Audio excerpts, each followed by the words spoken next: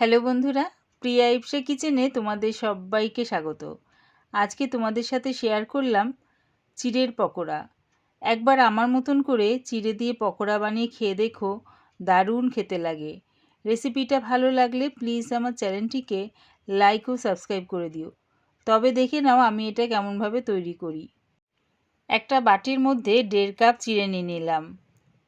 আমি এখানে একটু মোটা চিড়েটা ব্যবহার করেছি, তোমরা চাইলে পাতলা চিড়ে দিয়েও চিড়ের পকোড়াটা বানিয়ে নিতে পারো। এবারে এর মধ্যে 4-5 বার জল পাল্টে পাল্টে চিড়েটাকে ভালো করে ধুয়ে নেব। চিড়েটা 4-5 বার জল পাল্টিয়ে ভালো করে ধুয়ে নিয়েছি। এবারে 1/2 কাপ জল দিয়ে চিড়েটাকে একটু 10 মিনিটের জন্য ভিজিয়ে রেখেছি। আমি যেহেতু মোটা চিড়ে ব্যবহার করেছি তাই জন্য জলের মধ্যে ভিজিয়ে রাখলাম। তোমরা পাতলা চিড়ে ব্যবহার করলে সেটা জলের মধ্যে ভিজিয়ে রাখতে হবে না। 10 মিনিট পর জলটা ছেঁকে দেখো চিড়েটাকে ভালো করে চটকিয়ে নিলাম। এবারে 2টো আলু আগের থেকে সিদ্ধ করে রেখেছি, সেটা গ্রেটার দিয়ে গ্রেট করে দিয়ে দিচ্ছি চিড়ের মধ্যে। গ্রেট করে দিলে কি হবে, কোনো রকম বড় টুকরো পড়বে না, তাই জন্য আলুটাকে গ্রেট করে চিড়ের মধ্যে দিয়ে দিলাম। এবারে পেঁয়াজ কুচি, ধনেপাতা কুচি,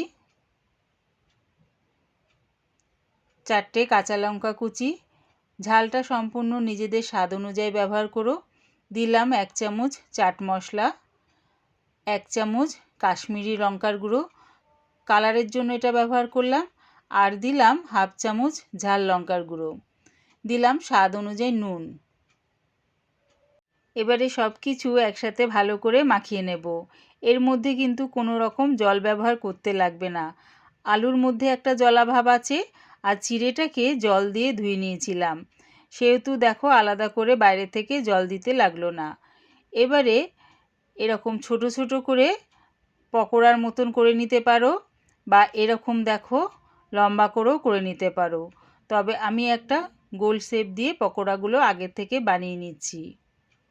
এরকমভাবে যদি আগে থেকে চিড়ের পকোড়াটা বানিয়ে নেওয়া হয় তাহলে ভাজার সময় অসুবিধা হয় না। সব কটা পকোড়া আমার বানানো হয়ে গেছে। গ্যাসটাকে হাই ফ্লেমে রেখে একটা কড়া বসিয়ে দিয়ে তার মধ্যে দিয়ে দিলাম বেশ খানিকটা রিফাইন তেল। তেলটা ভালো মতন গরম হয়ে গেলে গ্যাসটাকে মিডিয়াম টু লোতে করে পকোড়াগুলো তেলের মধ্যে ছেড়ে দিলাম।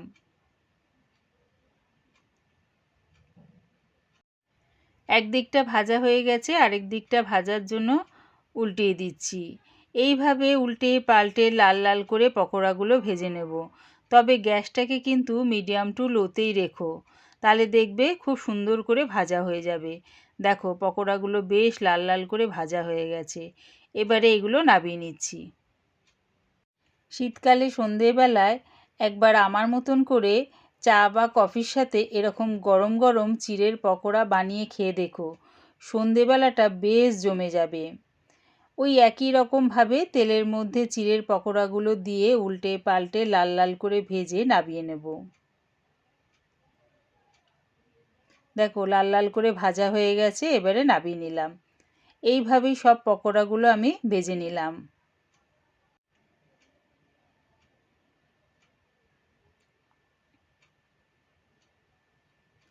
আমার এই চিড়ের পকোড়ার রেসিপিটা পুরো দেখার জন্যে প্রিয়া ইপসা কিচেনের থেকে তোমাদের সবাইকে অনেক ভালোবাসা রইল।